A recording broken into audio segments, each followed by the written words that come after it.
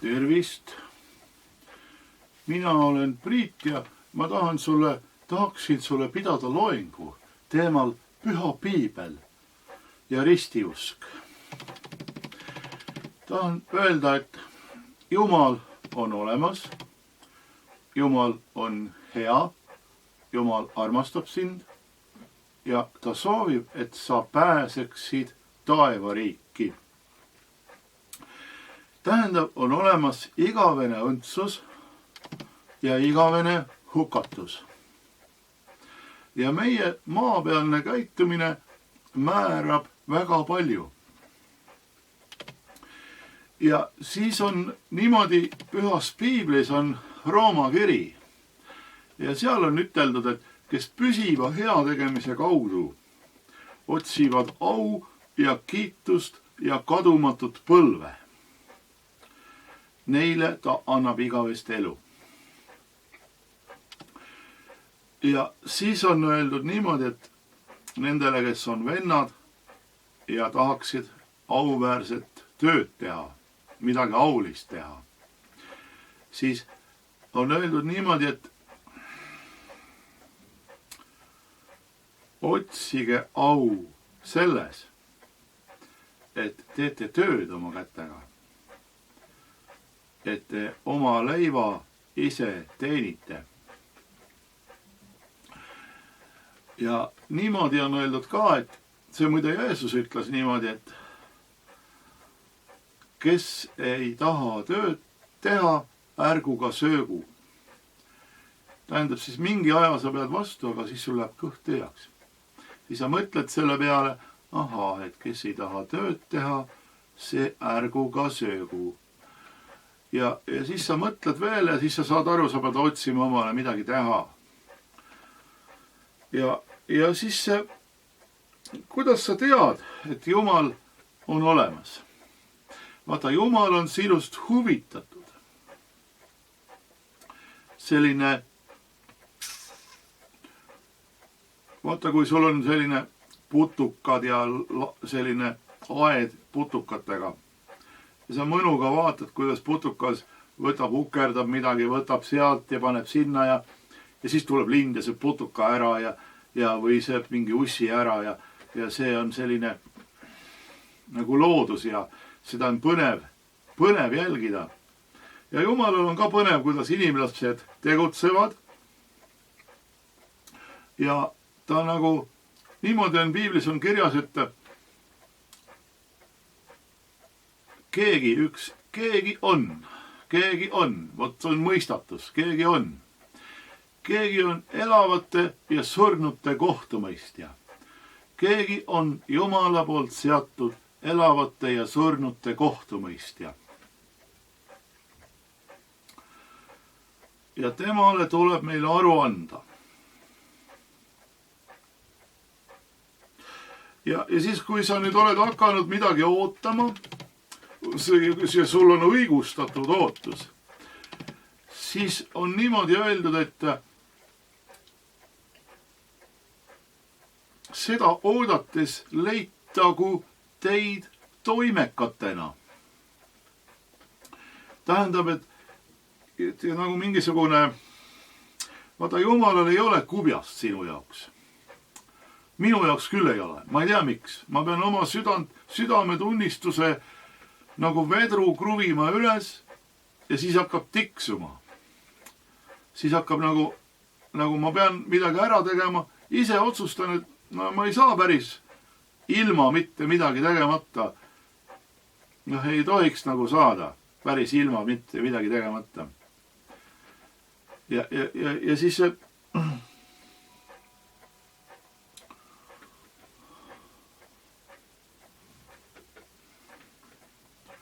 et siis Jumal on sinust huvitatud. Jumalal on Püha Piibel, mis on seatud nagu selline raamat. Ja kirik ja kogudus aitab sellest aru saada. Pühas Piiblis on käsud. Siis mõni käsk on selline, et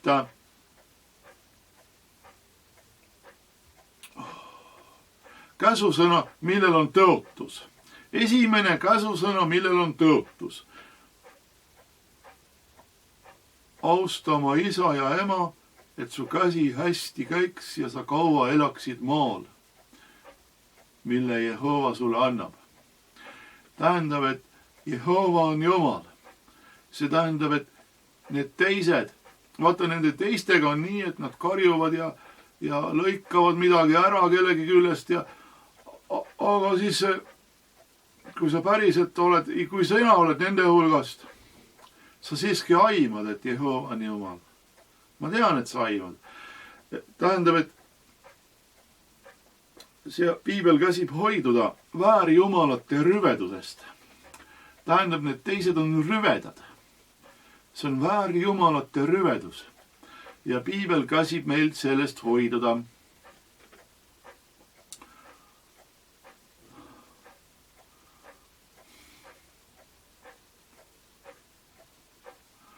Ja siis üks asi, mis on, et osad inimesed on hästi ausad ja nad katkestavad teiste inimeste töö ära.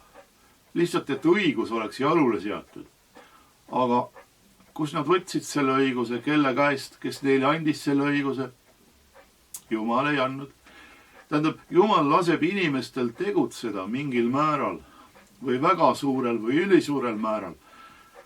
Ja see karistus või kohus või otsus või see võib väga palju aega hiljem tulla. See võib avalduda alles igaveses saatuses. Ja me peame sallima neid inimesi ja isegi nii on öeldud, et oma venda pead sa armastama. Et kuidas sa saad Jumalat armastada, keda sa ei ole näinud? Sinu vend. Armasta oma venda. Et armasta oma venda, keda sa näed, siis sa võid Jumalat ka armastada. Aga kui sa oma venda vihkad, siis sa oled inimese tapja. Ja mismoodi see inimese tapmine? No mina seda ei ütle.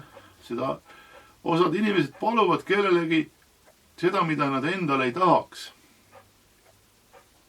Aga Jeesus ütles, et ärge tehke teisele seda, mida te endale ei taha. Või ütleme, ta ütles otseselt, ta ütles, et tehke seda teistele, mida te endale soovite. Et see on selline nagu, sinna tuleb mängu külvamine ja lõikamine. Mida külvad, seda lõikad. Aga nüüd, kui sa teadlikult külvad,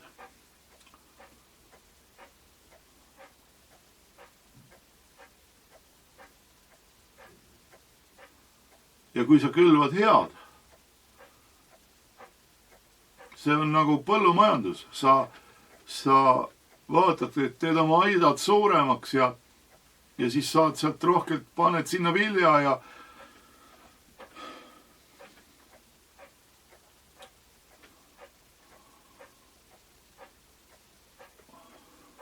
aga nüüd selline nagu külvamine, et mõnedel on nagu lotopilet mängus, iga nädal on mängus lotopilet või paar. Aga see on minu isiklik arvamus nüüd. Me võiksime niimoodi teha, et kui ma näen kerjust ja mul on 2 eurot, ma annan talle 2 eurot. Ja mine tea, võib-olla ta õnnistab mind, see kerjus. Ja siis Jumal õnnistab. Ja mul läheb hästi. Ja see 2 eurot läks paremisse kohta kui see Eesti Loto. Eesti Loto keegi teenib omale miljoneid. Ja inimesed kraabivad või nemad kraabivad ja see käib selline kraapimine. 2 euro kaupa käib kraapimine, euro jackpot.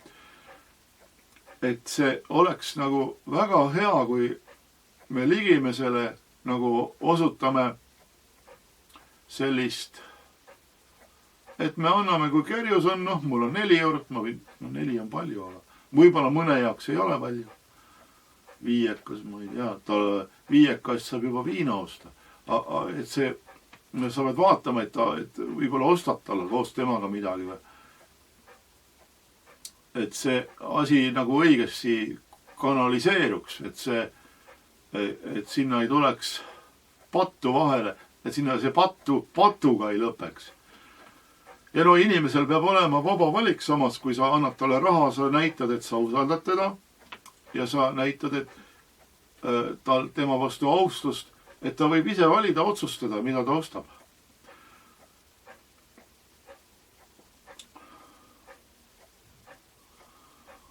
Ja noh, minul on selline, nagu ma nüüd räägin sulle saladuse, et näiteks on võimalik, et keegi hakkab missionäriks. Ja siis on võimalik, et on 120 inimest näiteks. Igaüks mingi aja tagant maksab talle mingi raha, ise otsustab kui palju. Ja see oleks nagu selle missionäri elamise rahaks seal kaugel maal, kuhu ta siis sõidab. Et nagu selline olukord, et see oleks väga tore olukord, mina küll tahaksin missionäriks minna. Ma nagu sain sellise idee, et võiks olla 120 inimest. Et see on nagu teemal Püha Piibel. Püha Piibel, kuidas seda öelda? Kui mina annan sulle Püha Piibli,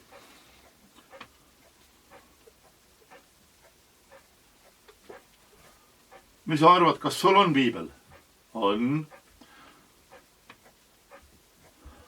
Tähendab, keegi peab sulle andma piibli, et sa saaksid seda lugeda. Sellepärast on vaja missionäre. Ja ma nagu kiidan väga heaks seda, et keegi teisele inimesele ütleb seda, et Jumal on olemas. Vaata, see on niimoodi, et vanal ajal oli niimoodi, Jumal käskis anda ohvri. Tooge oma ohver. Ja siis inimesed vaatasid, mis neil on ja andsid ära siis selle asja, mis neil oli ja hea neis anda ja siis nagu ja siis oli Abraham. Abraham oli sõnakuulelik Jumalale. Abraham oli vana, aga seksis ikkagi. Ja kõik, tema ise, tema naine naeris, tema ei naernud. Aga ta seksis. Ta oli hästi vana ja ta seksis ja ta sai lapse. Ja sellega nüüd asi ei piirdunud. See oli talle armas. Suure vaevaga saadud laps oli talle armas. Ja Jumal nagu pani teda proovile. Mine nüüd sinna mäele, mis ma näitan ja ohverda oma poega ära. Tähendab, osadel metsrahvastel oli kombeks inimohvreid ohverdada. See oli väga vanasti. Nagu verd valamata ei ole andeks andmist. Oli nii kuskil öeldud. Ja siis Abraham võttis noa ja sidus poja kinni ja hakkas lööma ja siis üks ütles talle, keegi ütles talle, mingi hääl ütles talle, et oota, pea nüüd hoogu.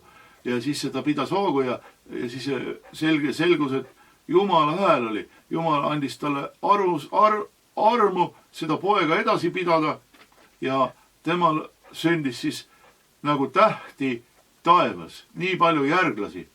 Need on need usklikud, kes usuvad, et tõde on olemas, et tõe järgi tuleb käia, tõde armastada ja inimest õpetada. Isegi kui see on eluohtlik inimest õpetada. Kuidas on eluohtlik inimest õpetada? Inimene hakkab sulle vastu, ta arvab, et sa oled mingisugune seesugune. Aga piibli järgi see on õilis ja õnnis kedagi õpetada, talle õiget teed kohta näidata.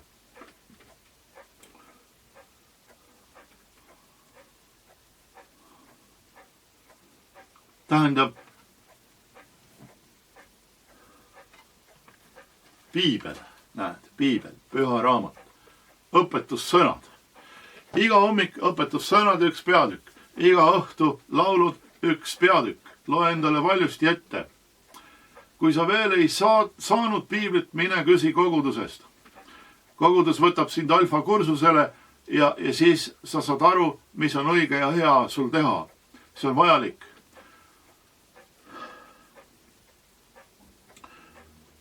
Ja siis on keeltega rääkimine. See on selline salajane asi, millest uskmatud inimesed nagu põlgusega mööda vaatavad.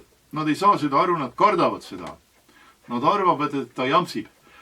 Ja sellepärast on vajalik keeltega rääkimine, see on selline vaimne suhtlus sinu vaimu ja Jumala vaimu vahel ja mis laadib sulle taevast alla sinu elusse. Sa võid seda teha, aga vaata, et sa teisi inimesi väga närvi ei aja, sa pead salaja tegema seda. Kui sul on nutikad, sa võid neid ignoreerida, sest niikuinii inimesed aru ei saa. Aga kui teine inimene näitab nägu, siis sa võid nagu vait jääda. Keeltega rääkimine. See on nagu selline usu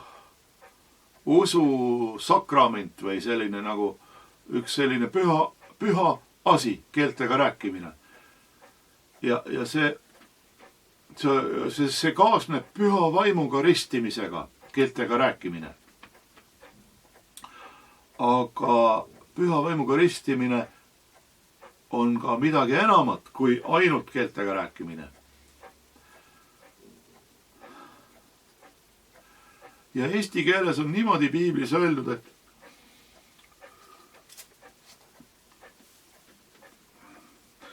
sest Jumal ei anna vaimu mõõdu järele.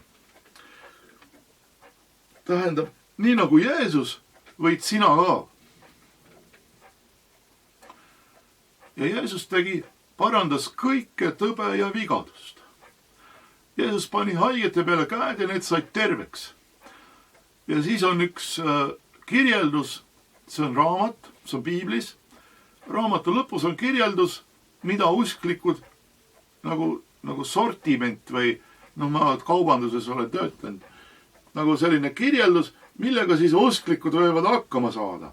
Haigete peale nad panevad käed ja need saavad terveks. Tähendab, mida mina siin, mul on ainult käed. Aga Jumal on ju olemas, eks ole. Jumal on igal nagu, ta on kõikjal viibiv. Ta viibib rohkem kõikjal kui kapo. Jumal võib teha inimese terveks ja ta peidab ennast ära. Inimene on terve, kes tegi, ei tea. Aga usklik pani mulle käed peale mingi aeg tagasi. Sellepärast on hea teada piiblit. Sa vaatad piiblist järele, kui sa koguduses kuulad või kuskilt kuulad Jumala jutlust Jumala kohta. Sa vaatad, et piiblis on see sama, järelikult on piiblipõhine. Järelikult on piibellik. No kas on siis vale või, kui ta piibel põhineb?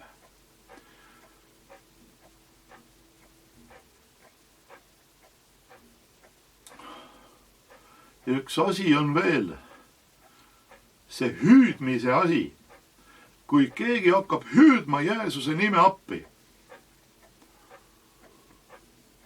see on õige ja hea hüüda Jeesuse nime appi. Sest igal pool, kus minu nime nimetatakse, tulen ma su juurde ja õnnistan sind.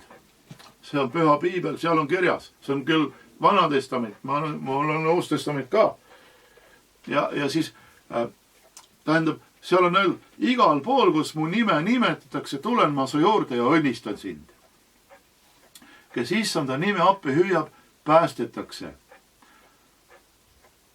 Ja veel on öeldud, tema on rikas kõikide heaks, kes teda appi hüüavad. Tema nime appi hüüavad. Tähendab, sul on nii palju kraami, sa oled nii rikas. Sa kuuled natukene, keegi hüüab, juba sa saadad sinna suured abiväed, suured hulgad, mingit värki. Sa oled nii rikas, sa oled Jumal. Jehova on Jumal. Ja keegi hüüab Jeesuse nime appi, hüüab teda kui taevast isa. Miks ta peaks nagu... Ja vaata, ongi niimoodi, et Jakobuse kirjas ütleb, et tema annab kõigile ilma etteheiteid tegemata. Tähendab, et ta ei riidle, et miks sa nii palju muna tahad kilu võileiva peale.